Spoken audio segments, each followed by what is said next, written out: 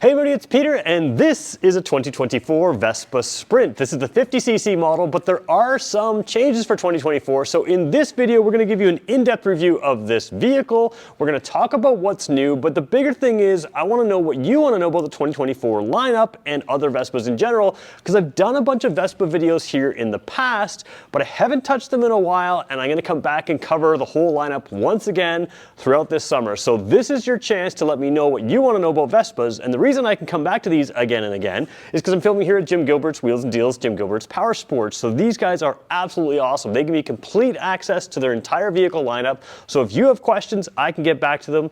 So that's what we're going to do. So do me a favor, not a lot of Vespa videos out there, not a lot of Vespa fans compared to motorcycle fans. So let's help this video out. Give it a little bit of a like if you could.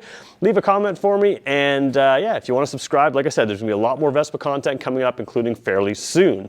All right, let's get going with this review.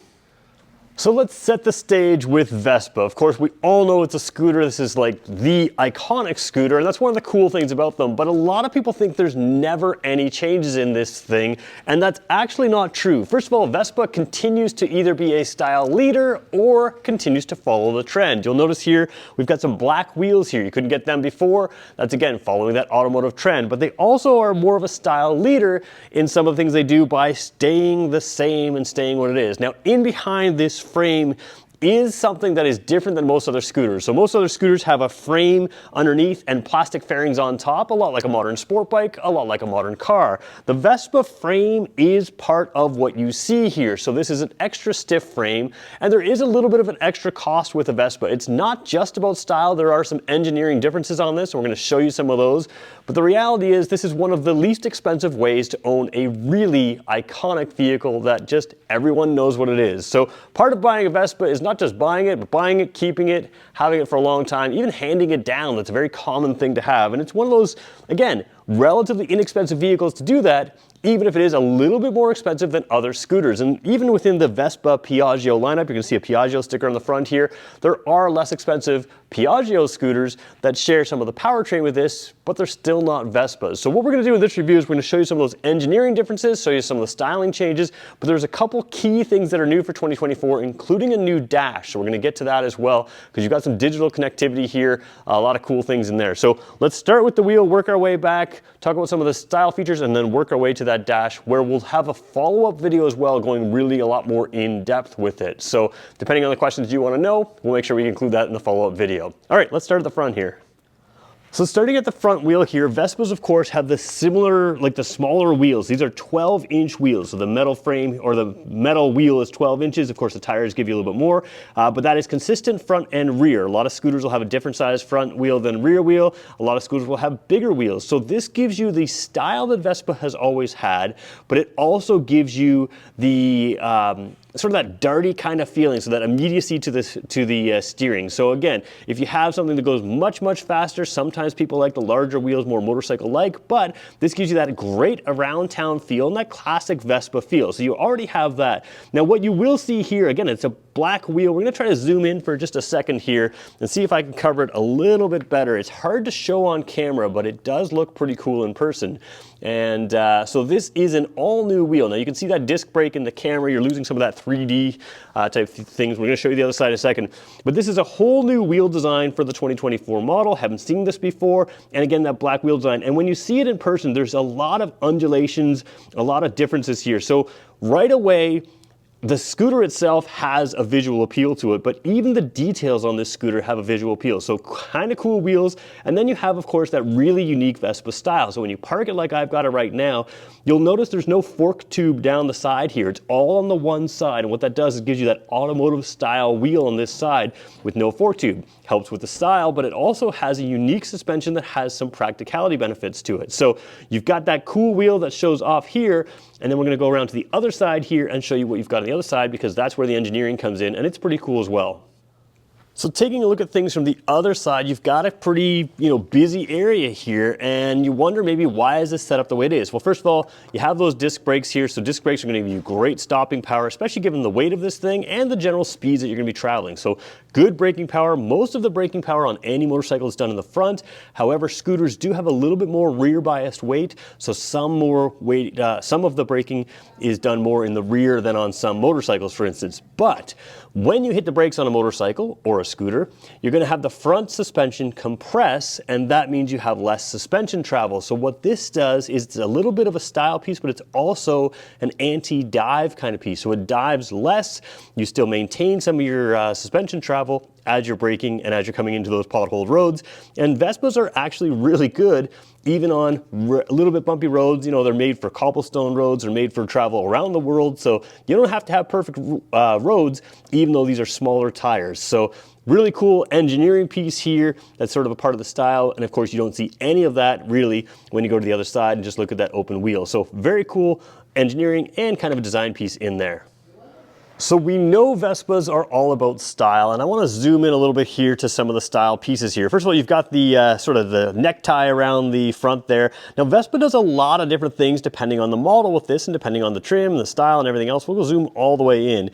You can see behind that little grill there is actually where your horn is, and they detail that with orange. Now I want to say right off the bat that this blue color is absolutely amazing in person, and I can already tell just looking at my screen, it's not reproducing to the exact same color, and same with the gray area. Currently when I'm looking at it without having any editing, it looks a little bit darker. It might brighten up a tiny bit in my editing, but the point is it doesn't match exactly, but it is really impressive to look at. It's definitely sort of a showstopper. And then even on the wheels, see how you've got the gray and orange on the blue there? You've also got the orange and gray on the wheel. So you've got those little style pieces, but it's more than just style at the front of a Vespa. If we zoom right back out, you can sort of see, actually we'll zoom back in for a second here. You've got lights that are hard to film. They are on right now, but there's a number of lights down there. Looks like 4 lights. So I think that used to be 3 lights in the past. That could be new for 2024, but you've got some new, marker lights on the side there. And of course, as you scroll up from there, we'll try to keep it relatively smooth, though it didn't do great. You also have that LED headlight. Now that LED headlight is not aimed at the camera intentionally right now, so you can sort of see that the low beams are the top side, the high beam when we turn it on would be the lower side. So in addition to all of the style, you've got some good safety, and of course those white LED lights are very good for visibility. They don't show great on camera for visibility, but it's nice and easy to see this. And then the other thing I really like about this, you're gonna see throughout this whole bike, zoom all the way in again, you've got that gray tie there, you've got the gray logo here, and a lot of black trim. A lot of time, a lot of Vespas have been chrome trim around where this one is black. You can see around the headlights and around sort of the front piece there. But all of this here is blacked out, which I think gives it, again, a more modern look to a classic shape. So before we go too far, I just want to show you the rear light here. Now, rear signal lights and front signal lights are incandescent, but the rear tail light is an LED light, and you can see the bright marker light. Again, visibility is really key on these slower speed in-town vehicles where people are very busy. You want to be seen. The Vespa's bright colors, I think, really help with that. Just the iconic design draws people's eyes. But again, just for general safety as well, you've got really good lighting here. So that's nice to have, but let's take a look at the side of this for a second. So as we talk about the iconic style, of course, you've got the painted upper here. We're going to show you that new dash in a second there, but you've got a lot of the black trim working its way around here as well, including sort of the painted section down here with the black sort of foot rails there. So that's pretty cool because a lot of scooters have that flat floor in there. And that flat floor can be nice if you have, the need to put extra bags in there. We'll show you some ways that you can work with this vehicle, but this also places your battery in the center. So remember, the frame here is part of what you see. It's not a frame with plastic cladding on top, so that gives you some strength, but it also puts the battery down low, and that lowers your center of gravity, which makes these things really easy to handle, which is pretty cool. And then overall styling, again, instead of having a plain black foot pad area, you've got the stripes in there, which give you that body color all the way through, which again, really cool body color on this. And then you see some little trim line pieces, like if we zoom in here, you can see that little S model right there.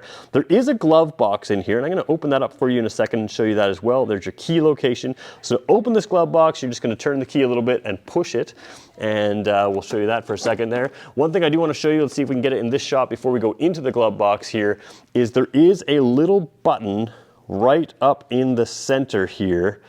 That button right at the top of your screen right there. Now that button is inactive on the 50cc models, but you can get this in 150cc as well, and in that case it would pop the seat. In this case we'll show you it's a little different on the 50cc, which is what this one is. Looking in the glove box here, we're going to get a different view here. Let's just come out a little bit, and you can see that there's no real storage there, but there is some storage here. We're going to take that card out of there and show you what's inside that storage, because now it really matters what's inside there. All right, so we're filming this on a bit of an awkward angle. You're never actually going to look at it from this angle, but there is a little pocket in here that you can sort of see. So if you had your wallet, sunglasses, whatever you want in there, it's not going to fall out as soon as you open this panel. But up here is really what I want to show you. If you pull this open, and it's kind of hard to see, there is a USB A. So just a USB port in there. Let me see if I can pull that away and still keep it on camera there. Hopefully you can see there, little USB-A port there, hard to film, but there is a port in there. Now that, of course, that can be used for a variety of things, charging, but it's going to be something that you're going to want to keep your phone connected to, because this new dash does have some phone connectivity, so having your battery or having your phone battery up to charge is always going to be helpful, not just for having it when you get to your destination, but also, of course, for using the scooter. So kind of a cool thing. We'll show you that in the dash in a second. Let's stay on the left side of the scooter here and show you the seat and a few other things. So one of the most common ways that Vespa changes the style on a lot of their scooters is the seat here, and this one is no different here. So you have that sort of leather-like feel down here, which is probably not, I mean, definitely not real leather. It's a vinyl type thing here, but this almost feels like a fabric. It's very grippy, and you can see the sort of delineations here for your rear seat passenger. Now you may think, hey, you know, it doesn't really matter, it might be a flat seat, but if you feel underneath here, this is supported here, and this is the fabric kind of standing up. It's showing my, I guess, sweaty hands down there, but you can see there's a curve up here, and as that curves up a little bit, you do have that sort of space where you sit. So I'm going to sit on this in a second and show you that seat, how the comfort works with a 6-footer. The other thing I want to show you is the Sprint model is different than the Primavera. We've done a sort of Sprint versus Primavera full comparison in the past. You can check that out. But this one has this bar that reaches around here and stops. It doesn't really stop, it continues right through and has an identical piece on the other side, whereas the Primavera kind of runs around the top a little higher up. So you only have really the side pieces there. That's going to be useful to put it on the center stand. It's going to be useful to tie things down if you want to put things on the rear seat, but it's also just kind of a cool style piece. And again, a lot of time you see that in chrome, a lot of time you see around the light here in chrome. This one doesn't have any chrome at all that I've seen on it. So we'll take a look inside the seat now, but just one thing worth noting, and again, we'll show you the dash in a second. One thing I want to do is show you under the seat. One of the cool things with Vespas is the amount of storage you get on here. It's actually a lot, especially on these 50cc models here. So again, you've got the, sorry for my poor cam work there. You've got the owner's manual, a few other things in here. And we'll take all that out for a second. And you can see you have an area where you can put a full face helmet, which is pretty rare. You can't always fit a full face helmet. What's cool about this is you can take this bucket out, dump it out, you can get access to the engine there. But this is kind of a cool little, plugs in really well. No pets, it says. In other words, don't stick your little poodle in here and hope that he'll survive, because it's not gonna go well. The fact that that sticker has to be there means somebody has tried. This is also where you're gonna fuel the vehicle here. Of course, not a lot of fuel because it sips fuel, so very efficient that way. We're going to close it down. Now, one of the things that's great about this is while your helmet can fit there when you're parked, everything you're taking can fit there while you're driving. So that's nice. You have an ability to take things in a locked, secure device without having to have extra baggage or anything else. Doesn't ruin the style. One thing to keep in mind is it is on top of your engine, so if you're sticking your refrigerated lunch in there, there is some heat in there, which is worth pointing out. Not enough to really damage things, but again, it is going to be a little bit warm in there. So shutting that down here, you can see that I used the key to get in. Again, the 150cc will have that button to pop it on the dash that we showed you earlier that is inactive on this. The 50cc's have that button. Let me just sit on this for a second, show you what it looks like with a 6-footer, and then we'll show you a few other things and work our way to that new dash. So Vespas themselves are not huge vehicles. You can see they're quite short here. I have about a 6-foot wingspan. I'm about 6 feet tall. And you can see a lot of people think that maybe shorter riders are good for scooters. And if you're a shorter rider, you can absolutely stand across, be flat. Now it is on its center stand, which raises it up. I'm just gonna keep it there. It'll lower down a couple inches and squat on the suspension if I take it off. But the reason I'm keeping it there is just to show you the riding position.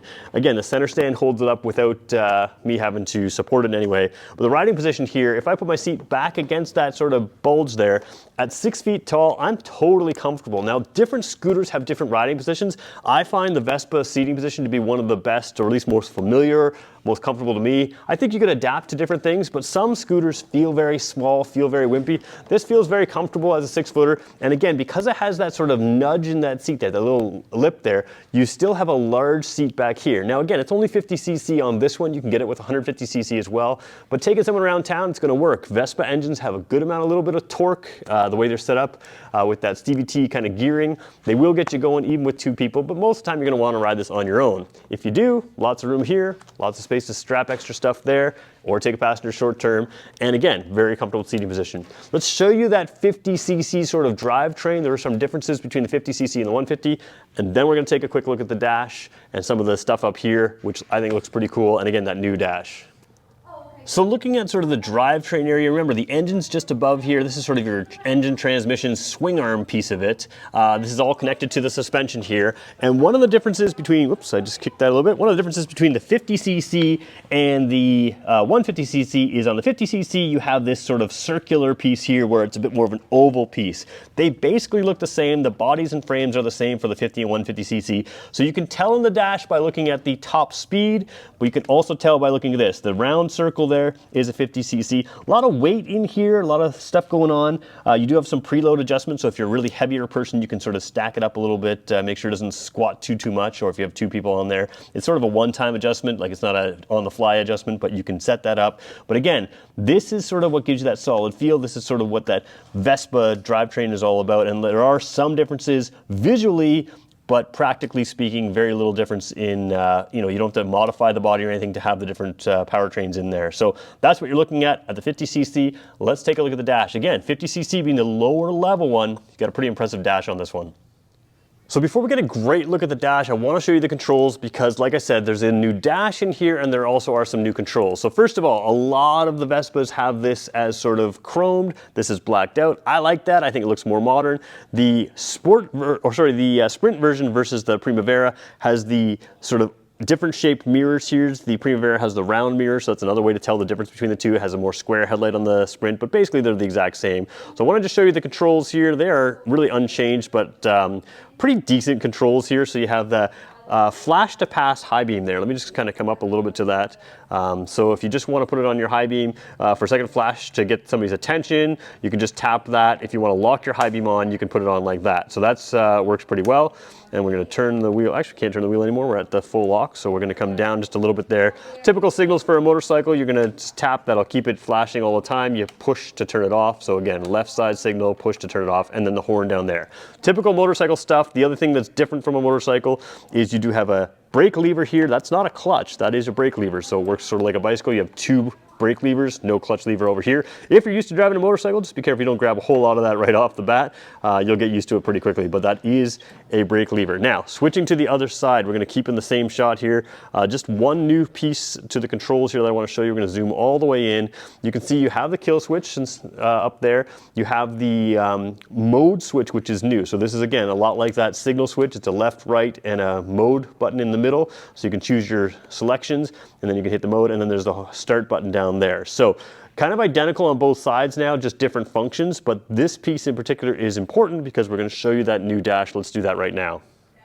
So taking a look at the dash here, first of all, it's a new design, but again, we were showing that 50cc versus 150cc, so the speed, the maximum speedometer speed on this is about 80 kilometers an hour. You're going to see about 140 or so speedometer listing on the 150cc. Now that doesn't mean it's going to go 80 kilometers an hour. It probably can downhill if it's a super steep hill, but you're going to be in that 50 to 60 kilometer hour range on this bike as it sits. So that's just something to keep in mind. You can see the miles per hour down below. We are filming in Canada, so that's why we have an American bike or American the miles per hour speed a little lower. I'm just walking away for a second to grab the key here so you can take a quick look at that. I didn't have the key with me, but there's no point cutting the video for that. You can take a good look at the dash. Let me just throw the key in. We're going to turn it on and check out this dash coming to life. You have a full digital complement of information down low, and I'm really impressed with what you have down there. So we're going to try to just kind of keep it in the center of your shot there. you do have a fuel gauge on the left, and you can see it says trip right now. So that's where it's turning on. There's trip A over here. It's listing battery voltage over there, and currently you have the trip time on the top there. So that'll record some of this stuff. Now, I haven't figured out every piece of this dash. That's why I said I'm going to come back and do a separate video on this dash, but it is pretty good. So we're going to cycle through using that menu on the throttle side. We're going to cycle through. We got trip A. We can go to trip B right there, and then we can go to full total, which is the total odometer, and we can come back to trip A. Now, what I'm going to do is press the mode key. Actually, we're going to go on the left side now. So that we're going to switch the switch to the left, which means we can control this stuff. Right now, you have battery voltage. Over there, you have the average speed, average in kilometers an hour. Of course, it's set to kilometers an hour. The maximum speed in kilometers an hour as well. And then you go back to battery voltage. So a little bit new information up there, a little bit new way of doing stuff down here, but this says trip. So let's see what else you could have. Well, there's also the menu. We'll go into that in a future video. There's also the, menu and trip. We got to go through some more here. Oh, hold on. Menu, there we go. In menu, we want to cycle through this way. Where am I doing it here? I'm trying to get to one more thing. Oh boy, let's see if I can figure this out. There is more here. There is a phone connection and a music connection, and I've already forgotten how to do that. So let me just pause the video for a second and I'll try to figure out how to do that. We'll come right back. All right, I am back, and this is one of the problems when you don't read the full owner's manual, because I knew I wasn't going to go through the dash fully today. I did have it working where it shows phone and music in there as well. So what I'm doing here just to switch through is this. Last time I hit it, I thought it was menu back and forth here, which is the mode button there. Obviously, that's not working. We're going to have an update on this in the future videos. So again, I apologize for not being able to show you anything there. We do have some phone connectivity there and music that can likely play through a headset. So I'm going to look into all that and make a second video there. But this new dash looks up to date. It looks very modern. It does not look cheap at all. So very cool to see this new dash in the 2024 model here. So let's talk about who Vespas are for in 2024. Yes, that rhymed. All right, first of all, the 50cc is interesting because depending on licensing requirements in your area, sometimes I will steer people to e-bikes because e-bikes are limited in this area to 32 kilometers an hour, but they can take bike lanes and other things, and sometimes that makes the most sense. However, in New Brunswick, where we film right now, if you're 14 years old, you can get a license to drive the 50cc, and if you're older than that and you have a car license, you can drive the 50cc as well. And these things are awesome in town. Like I said, it's driving an iconic vehicle. It makes it fun. It's fuel efficient. It's just kind of a cool way to get out. So that's a great option for you. If you're really young and need to get on a vehicle, Vespa is an option that's an iconic vehicle you can keep for a long, long time. But again, not the least expensive. So sometimes for those younger people, there are other options within the Piaggio lineup. Again, Vespa is part of that Piaggio lineup. Where I recommend these types of things is for people who really want something with that iconic style, but also want a lot of practicality. Most motorcycles don't give you the ability to just zip to the store, have something locked up inside. This one does. You can lock it inside here, and you can put a box on the back if you want as well. So you can put another helmet in there, you can put extra stuff in there. A lot of people can do all of the regular running around in this, and 50cc scooters are fun. This is basically how I started. Mine had a few more cc's, but basically the top speed of the same as this when I was 16 years old and could get my first license, and this is a great entry level into learning the motorcycling world. It's also a great permanent level into just having a blast going around town. Now, if you live in an area that's not fully urban, or if you want to drive outside of urban areas, it's worth considering the 150cc. That's going to take you up to about 90, even 100 kilometers an hour. I wouldn't go on 100 kilometer an hour roads, but it's going to take you on those secondary highways to go from town to town. These things are great in town. They're fine on the country roads when you get to that 150cc, but really where they shine is in town. So 50cc limits you to in town, but that can make it creative, especially if you're in a large urban area. You can get creative and going from place to place, and you see more. The upright seating position, it's just kind of fun. You're driving something iconic. So who's it for? People who, young people who want to get a license early. People who have a car license, don't want to get in that motorcycle license, but want something really fun and cool. A lot of places you can do that, including here in New Brunswick. It's also something that can kind of match your style. Like I said, this one's really cool. There's a Justin Bieber one up there. There's all kinds of different styles and types. There's a picnic one, which has a picnic basket on the back. All of those are factory setups, so you don't have to do anything with it to customize it yourself. You've got something really unique or off the bat, and you've got something that is just absolutely legendary and can be passed down from person to person. If you're into a scooter, you got to start with the Vespa. You got to see what you can get, and then you can go on down the road and look at different types of models. Again, some of the pieces on this that make it a higher value are the things like that fancy suspension, the things like the frame here built in here, so you've got a really solid feel. Those are things you don't see on other units, but that make this one pretty great. The other thing that's great about this one is the seating position and the rideability. Very easy to ride. For no matter how tall or short you are. Again, even if you're taller than me, you're going to fit comfortably on this, which is not the case with most other scooters. So very cool design. Again, if you want to see more, we're going to film more 2024s here. We're going to go back and cover the lineup again throughout the summer, so there'll be lots to show you. And again, if you have questions, let me know. If you made it this far, do me a favor, hit the like button. Hit that subscribe button if you want to see more Vespa stuff, because we'll pull some more people in. Thanks everybody for watching. We'll talk to you in the next one.